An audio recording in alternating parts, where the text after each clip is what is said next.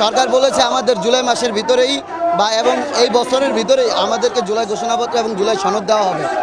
এবং আমাদের আজকের দাবি হচ্ছে যে জুলাই সনদ এবং জুলাই ঘোষণাপত্র এই জুলাই মাসের ভিতরে যেহেতু দেয় নাই, আমরা সরকারের কাছে দাবি করছি যত দ্রুত পারে জুলাই ঘোষণাপত্র জুলাই সনদ আমাদেরকে দেওয়ার, এবং জুলাই ঘোষণাপত্র যেন রাষ্ট্রীয় মূল সংবিধানে অন্তর্ভুক্ত থাকে।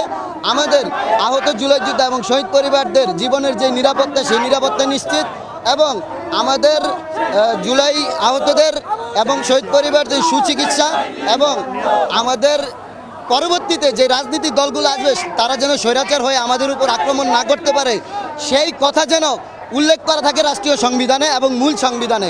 আপনারা জানেন এই বাংলাদেশের ভিতরে বৈষম্যের অভাব নাই, এই বাংলাদেশের ভিতরে দালালের অভাব নাই।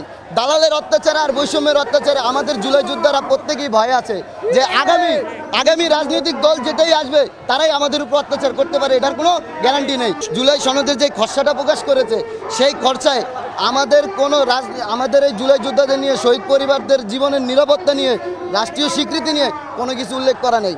আমরা কি এটাই সরকারের কাছে চেয়েছিলাম?